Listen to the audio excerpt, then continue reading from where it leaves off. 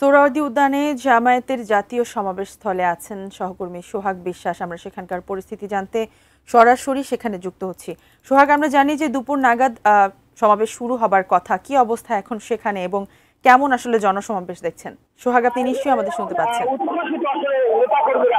আমি যদি আপনাদেরকে একটু নেতাকর্মীদের সাথে কথা বলার সুযোগ করে দেয় বা সাথে একটু কথা বলি, জানার চেষ্টা করবো যে আসলে তাদের আপনাদের এই সমাবেশে আপনারা কি তিনি এসেছেন, এরপরে ইসলামী কিছু সঙ্গীত পরিবেশন হচ্ছে।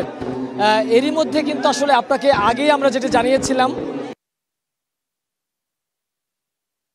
এর মধ্যে কানায় কানায় পূর্ণ হয়ে গেছে।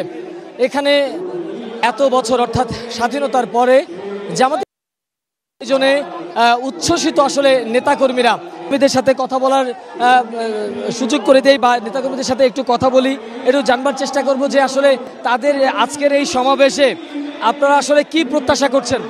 অনেক বেশি প্রত্যাশা আমরা করতেছি। আমরা ফিল্ড লেভেল যাতে আমাদের নির্বাচনটা হয় এবং প্রবাসীদের ভোটার নিশ্চিত করার জন্য আজকের এই সমাবেশ। আমরা চাই বাংলাদেশের সব মানুষ, সব রাজনৈতিক দল অংশগ্রহণ করে ভালো নির্বাচন হয় ইনশাল্লাহ। এই যে এত বড় আয়োজন আজকে, এটাকে আসলে আপনারা কিভাবে দেখছেন? অনেক আনন্দিত আমরা। এর আগে আমরা করতে পারি, পাশে যেভাবে শুরু করতে পারছি, এটা সুশুক্রিয়া আলহামদুলিল্লাহ। জি শিমু, আপনি শুনছিলেন যে আসলে এখানকার যে জামায়াত ইসলামের নেতাকর্মীরা এসেছেন, তারা বলছিলেন যে এটি তাদের জন্য একটি আনন্দের, এটা একটি উৎসবের, কারণ স্বাধীনতার পর এমন আয়োজনে আসলে তারা সম্পৃক্ত হতে পারেনি। সে কারণে তাদের কাছে কিন্তু এই আয়োজনটি একটি ভিন্ন মাত্রা যোগ দিয়েছে।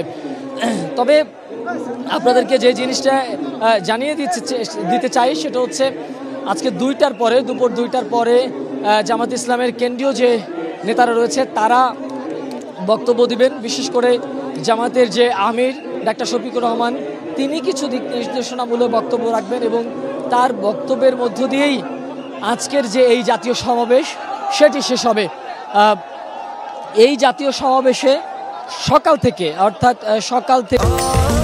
স্বাস্থ্যকর অল টাইম ফ্যামিলি কেক, সব সময় অল টাইম হেলদি লাইফ থেকেই বিপুল সংখ্যক লোক সমাগম আমরা দেখেছি এবং তারা বলছিলেন যে এবারের এই সমাবেশ 5 আগস্ট যে ছাত্রদের যে একটি বিপ্লব হয়েছিল, গণ অভ্যুত্থান হয়েছিল, সেই গণ অভ্যুত্থানের পর জামাত ইসলামের এমন আয়োজনটি তাদের জন্য আসলে আনন্দের। কেননা আগামী জাতীয় সংসদ নির্বাচনকে সামনে রেখে জামাত ইসলাম এই সমাবেশকে বেশ গুরুত্ব সহকারে দেখছে। এই জাতীয় সমাবেশে বিভিন্ন রাজনৈতিক দল অর্থাৎ ঐক্যমত কমিশনে যেসব রাজনৈতিক দলগুলো বিভিন্ন মতামত দিয়েছেন, এর মধ্যে সংস্কার কমিশনের কাছে যেসব প্রস্তাবনা তারা দিয়েছেন, সেই সব প্রস্তাবনাগুলো নিয়ে জামায়াতের আমির ডাক্তার শফিকুর রহমান কথা বলবেন। জামাতের সাথে যেসব রাজনৈতিক দলগুলো ঐক্যমত্যে পৌঁছেছেন তাদের যেমন দাওয়াত দেওয়া হয়েছে, তেমনি যারা সব প্রস্তাবে এক হতে পারেনি তাদেরকেও দাওয়াত দেওয়া হয়েছে। তবে ফ্যাসিবাদের পক্ষে যেসব রাজনৈতিক দলগুলো ছিল, আওয়ামী লীগ সহ অন্যান্য যে দলগুলো, তাদেরকে এই সমাবেশে কিন্তু দাওয়াত দেওয়া হয়নি। এছাড়া ফ্যাসিবাদ বিরোধী যে রাজনৈতিক দলগুলো রয়েছে তাদের সকলকেই এই সমাবেশে দাওয়াত দেওয়া হয়েছে। আমরা এখন পর্যন্ত মঞ্চে অন্যান্য রাজনৈতিক দলের যারা নেতৃবৃন্দ রয়েছে তাদেরকে দেখতে পাইনি। তবে যেহেতু এই সমাবেশ শুরু হতে এখনও দেরি আছে, সে কারণে হয়তোবা কিছুক্ষণের মধ্যেই অন্যান্য যে রাজনৈতিক দলের নেতারা রয়েছেন তারা এসে পৌঁছাবেন।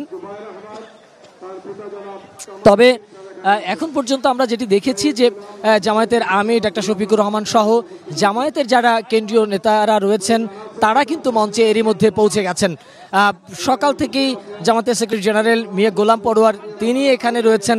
তিনি আমাদেরকে বারবারই জানিয়েছেন যে তাদের যে 7 দফা রয়েছে, বিশেষ করে পিআর পদ্ধতির নির্বাচন, ন্যূনতম সংস্কার শেষে নির্বাচন, সেই সাথে লেভেল প্লেইং ফিল্ড নির্বাচনের ব্যবস্থা এবং যারা প্রবাসী রয়েছে তাদের ভোটাধিকার নিশ্চিত সহ বেশ কিছু দাবিতে আজকে তাদের এই জাতীয় সমাবেশ। এই জাতীয় সমাবেশ থেকে এর পাশাপাশিও একটি গুরুত্বপূর্ণ সিদ্ধান্ত আসতে পারে, সেটি হচ্ছে 5 আগস্টের পরে আমরা বারবারই শুনে এসেছিলাম যে ইসলামিক একটি জোট হওয়ার সম্ভাবনা রয়েছে, এক ব্যালটে সব ইসলামিক দলগুলো এক হবে। তবে বেশ কিছুদিন ধরে এটি দৃশ্যমান দেখা যাচ্ছিল না। তবে এই সমাবেশ থেকে যেহেতু তারা বলেছেন যে ইসলামিক দলগুলোর নেতাদেরকেও তারা এই সমাবেশে দাওয়াত দিয়েছেন, সে কারণে জামাত ইসলামের যারা নেতাকর্মীরা রয়েছেন তারা মনে করছে যে জামাতের আমিরের বক্তব্যে হয়তোবা ইসলামিক জোটের ব্যাপারে কিংবা অন্য কোনো চমকপ্রদ বক্তব্য তিনি দিতে পারেন। তবে এইবারের এই জনসমাবেশে যেটি সবথেকে বেশি লক্ষণীয়, আমরা দেখেছি যে বিভিন্ন শ্রেণী পেশার মানুষ এরই মধ্যে কিন্তু সমাবেশের স্থলে এসেছেন।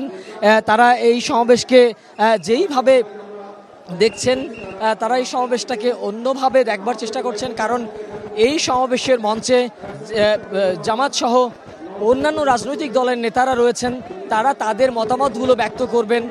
সে কারণে জামাতের একই স্টেজে, একই প্ল্যাটফর্মে দাঁড়িয়ে, একই জায়গায় দাঁড়িয়ে রাজনৈতিক দলগুলো ভিন্ন ভিন্ন বক্তব্য দেয় নাকি একই সুরে কথা বলে, সেটি দেখার জন্যই কিন্তু আসলে এত লোক সমাগম এই সোহরাওয়ার্দী উদ্যানে মিলিত হয়েছে।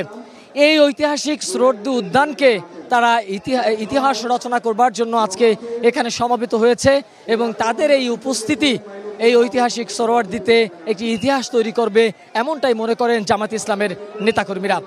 আসলে শিমু, এই ছিল সোহরাওয়ার্দী উদ্যান থেকে আমার কাছে থাকা সর্বশেষ তথ্য। এর পরবর্তী বুলেটিনে আপনাকে আমরা আবারও অন্য যে বুলেটিন রয়েছে সেই বুলেটিনে পরবর্তী সংবাদ আপনাদেরকে জানাতে পারবো। শিমু।